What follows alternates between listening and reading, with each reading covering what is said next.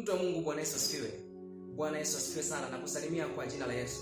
Hebu tuangalie kwa ufupi jinsi ambavyo upendo wa Mungu ni mkuu na wa ajabu mno. Mkubwa na wa ajabu mno. Tukisoma katika kitabu cha Warumi sura ya 5 mstari wa 8, neno la Mungu linasema, bali Mungu aonyesha pendo lake yeye mwenyewe kwetu sisi, kwa kuwa Kristo alikufa kwa ajili yetu tulipokuwa tungali wenye dhambi. Bwana Yesu asifiwe. Unaona, tukiwa katika hali ya dhambi, hali ambayo hatustahili, lakini Mungu anamtoa mtoto wake kwa ajili yetu, anamtoa mwanaye pekee kwa ajili yetu sisi. Yaani makosa tumefanya sisi, lakini anamtoa mtoto wake afe kwa ajili yetu sisi, ili sisi tuweze kupona. Bwana Yesu asifiwe sana. Nitoe labda mfano, hauwezi kulingana, lakini ni mfano tu. Kwa mfano, umekosea na adhabu yako inatakiwa kuuliwe, lakini anatokea mtu au rais anasema, no, huyu raia wangu sitaki afe, lakini mtoto wangu afe badala yake, kwa sababu hakuna namna, asipokufa mtoto wangu inabidi hawa wananchi wafe, lakini mimi sitaki hawa wananchi wafe, nataka mtoto wangu afe ili hawa wananchi wapone. Hao wananchi wakipona, watamshukuru rais kwa kiasi gani? Watamshukuru huyo mtu aliyewatetea, aliyewasemea, aliyetoa mbadala wa kuhukumiwa badala yao. Watamshukuru kwa kiasi gani? Lazima watamshukuru kwa namna ya kipekee na ya ajabu mno, kwa sababu hawakutegemea na hawakustahili kuishi, lakini wamepewa nafasi ya kuishi. Kwa hiyo hivyo ndivyo ambavyo imekuwa kwetu sisi wanadamu. Tulistahili adhabu ya jehanamu ya moto wa milele, mauti ya milele. Hiyo ndio ambayo ilikuwa ni mshahara wetu tulichokuwa tunastahili, kwa sababu ya dhambi, ya maisha ya dhambi, kwa sababu hatuwezi kujiokoa kwa matendo mema, hatuwezi kujiokoa kwa bidii zetu, akili zetu, hatuwezi kujiokoa.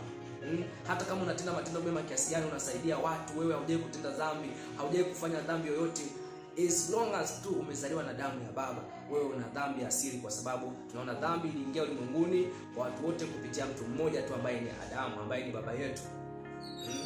Kwa hiyo kwa sababu hiyo wote tulistahili kufa, lakini Mungu kwa upendo wake, katika hali ya dhambi, katika hali ya udhaifu, katika hali ya uchafu tusiostahili kabisa hata kutazama, lakini amemtoa Yesu kwa ajili yetu. Haijalishi tulikuwa ni wazinzi kiasi gani, wauaji, matapeli, wachawi, waganga, waizi, majambazi, mafisadi, wahujumu uchumi, haijalishi tumetenda maovu makubwa kiasi gani, lakini Yesu alitolewa na Mungu kwa ajili yetu, afe badala yetu sisi. Anasema kwamba katika hali ya dhambi Mungu athibitisha pendo lake yeye mwenyewe kwa kumtoa Yesu kwa ajili yetu mimi na wewe. Kwa hiyo mtu wa Mungu, nataka nikusihi kwamba umepaswa kumpokea Yesu. Sio lazima, ni maamuzi yako binafsi kabisa, kwa sababu Mungu amekupa hiari, na anasema kwamba ameweka mbele yako mauti na uzima, baraka na laana, lakini anakushauri, Mungu mwenyewe anakushauri kwamba chagua uzima ili uishi. Maana chaguo ni la kwako. Kama Mungu hakulazimishi, hata mimi siwezi kukulazimisha kuokoka, lakini na mimi pia niko hapa kukukumbusha na kukushauri kwamba maisha duniani tunapita, na usipomwamini Yesu Kristo ambaye alikufa kwa ajili yako, maana wewe utakufa sasa mwenyewe.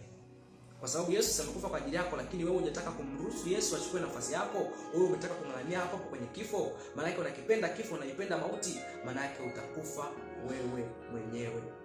Ili sasa usife katika hiyo mauti ya hukumu ya jehanamu ya moto wa milele, lazima ukubali kumwamini Yesu, lazima ukubali kumpokea Yesu, lazima ukubali kumfuata Yesu.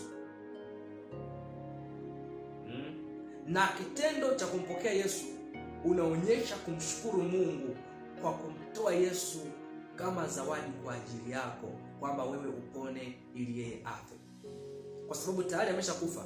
Maana yake ni kwamba ni wewe kuamua sasa kusema, Yesu, kwa sababu umekufa kwa ajili yangu, mimi sitakiwi kufa katika hali ya dhambi. Ninakupokea wewe, ninaukiri wewe, chukua nafasi yangu, nipe nafasi yako ili upokee uzima milele. Kwa chaguo la kwako, maamuzi ni ya kwako. Nikutakie muda mwema mpaka baadaye tena. Barikiwe sana.